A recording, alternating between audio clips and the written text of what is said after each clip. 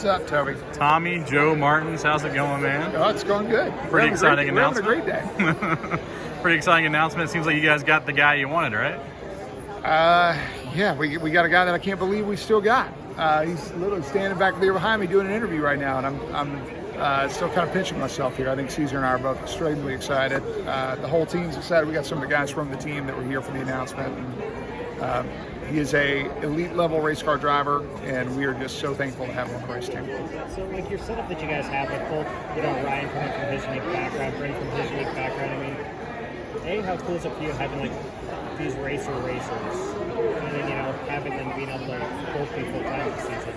Well, I think we kind of are establishing the culture of our race team, right? You got to think about it. Alpha Prime, this is only year 3 that we're going into. I look at kind of what like a Stuart Haas is doing with Tony Stewart and the way that they've kind of built their team. They said they just wanted racers. They wanted guys like Ryan Preece and a guy like Josh Berry who comes in and he kind of fits the culture of what they are. And I feel like Brendan is a culture guy for us. He's a guy that he's never shied away from trying to overachieve on a smaller team. You look at the list of teams he's driven from. It's G2G. He's driven for Mike Harmon. He's driven for Johnny Davis. He's driven for Rick Ware Racing in the Cup Series.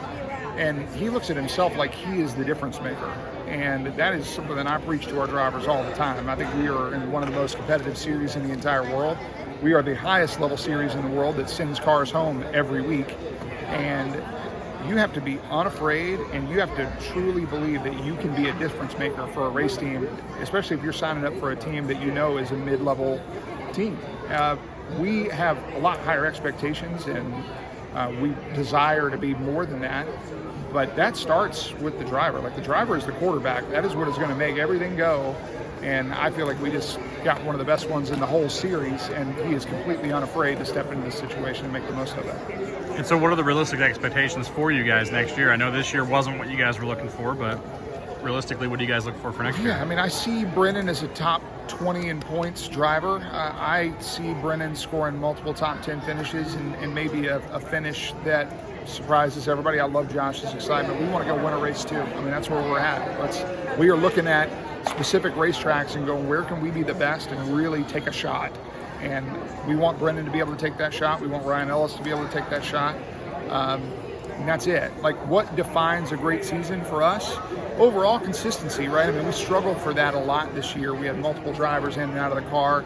Even Ryan Ellis, who ran 31 races for us, didn't run 33. And I think about that and how we mix drivers with numbers and stuff. We just want to be consistent. And if there was one thing that Brennan was all year, he was extremely consistent in a fluid situation. And I have all the respect for Johnny Davis in the world and their team down there in Gaffney. They have built the careers of so many great drivers. And you look at what guys like Bailey Curry and Kyle Weatherman and Brennan and Ross Chastain and Garrett Smithley and all the things that they've gone on to do, Landon Castle, I feel like we can be just another step on the journey for Brennan. And the goals here for us remain the same. We want to be a competitive mid-level team. And if you're doing that, you're racing in the top 15 every week, or inside the top 20 every week, and you're putting yourself in position for good finishes. And then my other question, like with him having playoff experience at Xfinity, is there, I guess, other stuff that he can kind of bring from his time like CGL? Yeah, I mean, we've seen now from working with guys that have been on big level programs that there is another level of understanding and data and preparation that they have gotten used to dealing with. And when they bring that to a team, it's a mid-level team that is still trying to figure out what our process is on a competitive level, it just helps a ton. And Brennan brings that. I mean, you talk about, in the press conference, we talked about him having 10 years of experience. All right, well, that's a lot. I mean, that's a lot of experience. A guy that has raced at the Cup level and is now down here racing in the Xfinity level again and trying to get back to that Cup level.